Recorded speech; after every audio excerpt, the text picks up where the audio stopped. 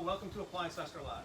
I'm Bill, and today I would like to talk about some midsummer grill tips, because keeping your grill, tips for cooking are important, but if your grill is not appetizing and your family has to look at a dirty, filthy, kind of questionable grill, they're going to probably question your food as well.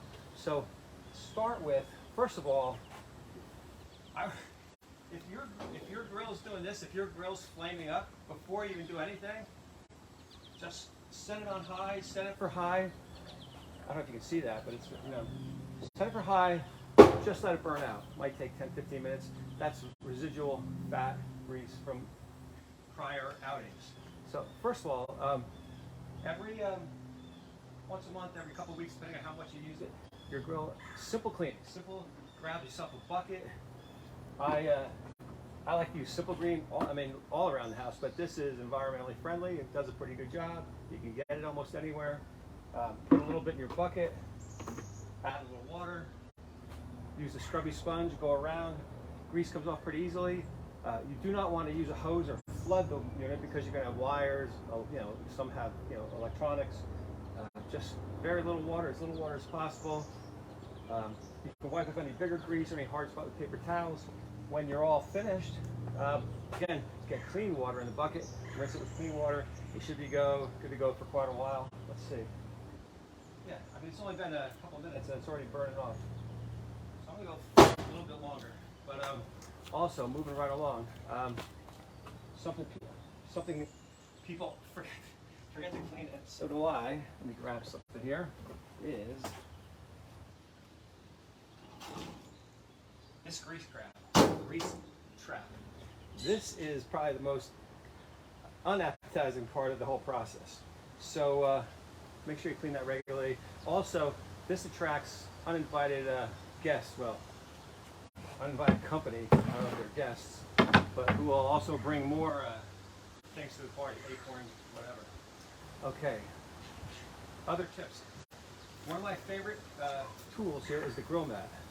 Something like this, they're not expensive, they're reusable. These are probably a couple of years old, and these are awesome for everything like salmon, other kinds of fish, things you don't want to flame on, and things that are delicate that might stick to the grates. So, they clean up. You can't put them in a dishwasher, clean them in soap and water safe, but well worth it. And you also will get grill marks on whatever you're cooking. So, it has the visual and great for, it's a great help.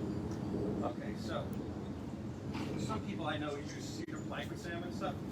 These are, they might add some flavor. I don't prefer these.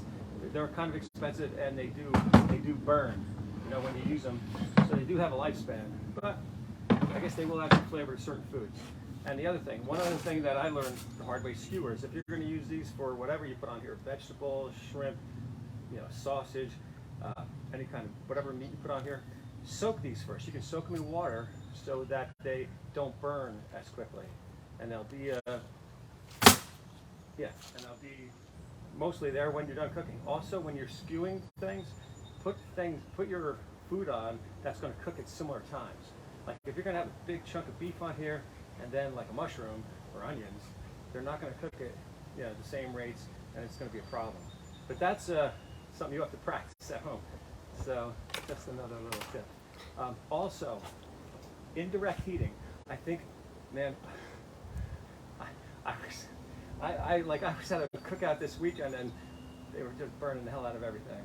And it's like because they have a flame up, and so what you can do, especially with like chicken thighs or anything with a bone on it, what I like to do is you might want to start over on one side where you can sear a piece of steak or whatever, chicken, and then you can shut the heat off. You shut the heat off so it has a quick sear.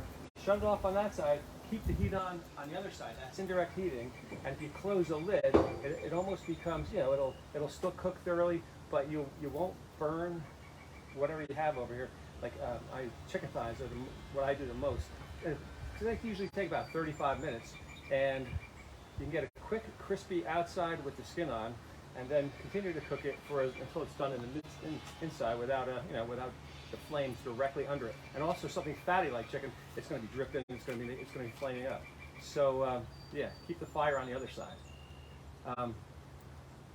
Ran into a fellow this weekend, had a bunch of people over, had his spread all set up, tried to impress him with his cooking, and guess what?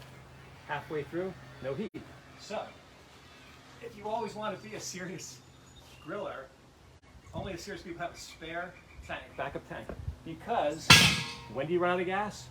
When you're sleeping? When you're at work? No, you run out of gas right in the middle of your cooking. So, spare tank, and I don't know. So, I guess they are expensive, but it'll save the day every time. Now, if you're going to invite me over, which I hope you do, and you're going to cook me a burger, don't give me one of these. Don't give me one of these. Like just that you can tell you what, you can just throw that out, or I don't know, give it to the dog, whatever. If you're going to cook me a burger, make it something like this, okay? That's where it starts. You can put whatever you want. Blue cheese, onions, tomatoes. There's a million different ways, but that's the foundation. Start with and from there it's all individual. But anyway, it's got to look appetizing.